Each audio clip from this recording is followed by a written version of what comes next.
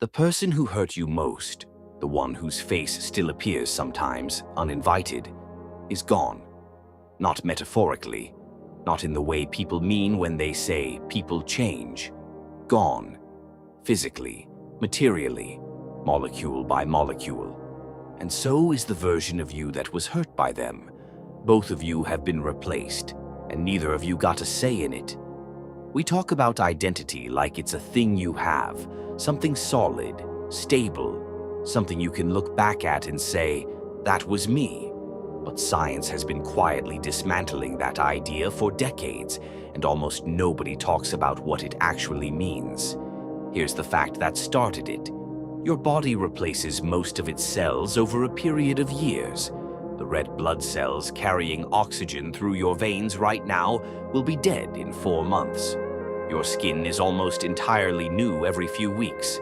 Even your bones, which feel like the most permanent thing about you, are rebuilt completely every 10 years. The molecules that made you cry at your lowest point, the hands that held someone for the last time, the eyes that saw something you can never unsee. Almost none of those atoms are still here. So the question isn't whether you've changed.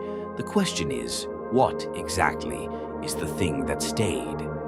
In 2005, a neurologist named Paul Bhattacharya, working off decades of prior cell biology research, helped confirm what scientists had been circling for years. The human body is not a fixed object. It is a process, a pattern that keeps rebuilding itself from whatever raw material it can find. Your neurons last the longest. Most of the neurons you have now you were born with. But even they change. Their connections rewire constantly. The shape of your neural network today is structurally different from the one you had 5 years ago. Different experiences carved different paths. Think of it like a river. The water you see is never the same water, but the river has a shape, a direction, a character. Is the river the water, or is it the pattern the water follows? The ancient Greeks had a version of this problem. They called it the ship of Theseus. A ship is repaired, plank by plank, until no original piece remains. Is it still the same ship? For the Greeks, it was a thought experiment.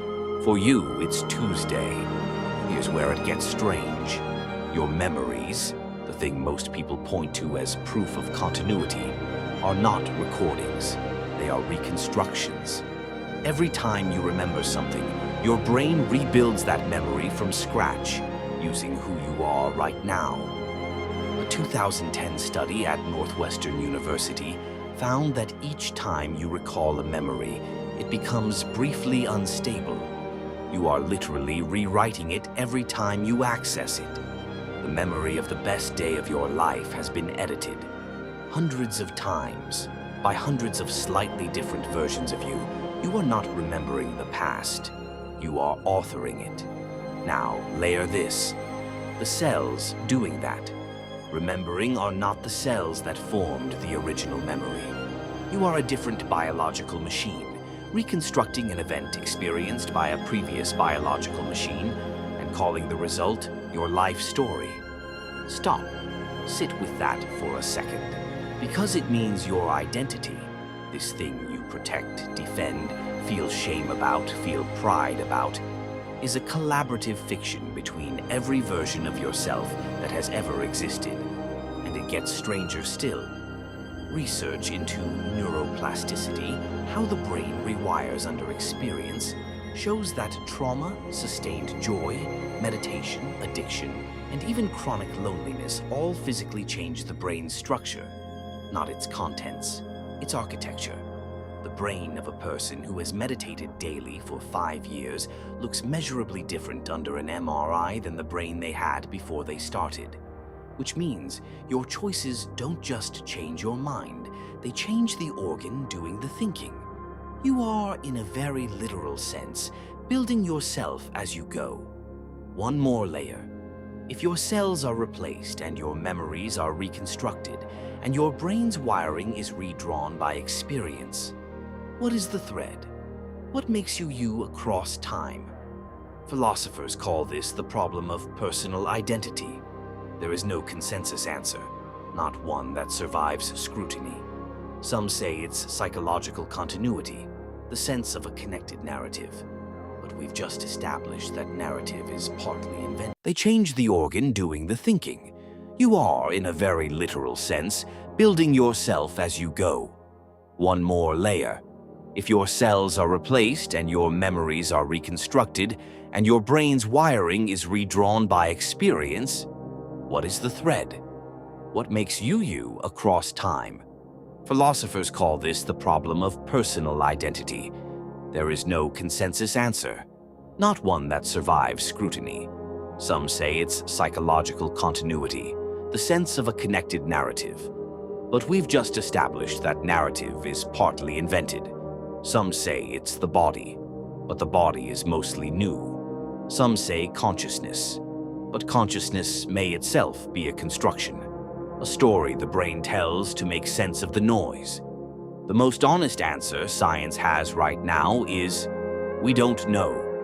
Identity might be less like a thing and more like a flame. A flame isn't the same molecules from moment to moment. It just keeps burning. Think about the thing you are most ashamed of, the decision you made that you keep returning to, the version of yourself you'd most like to disown. That person is not here, not as a comfort, not as permission to avoid accountability, but as a fact. The biological substrate that made that choice, the neural wiring, the stress hormones, the exact configuration of experience and exhaustion that produced that moment, no longer exists. And now think about the person you most want to become. They are being built right now. By this, by what you read, what you expose yourself to, what you practice, what you refuse. The brain you have in 7 years will be structurally shaped by the choices you're making today. You are not fixed. You were never fixed. The only constant about you is that you keep becoming.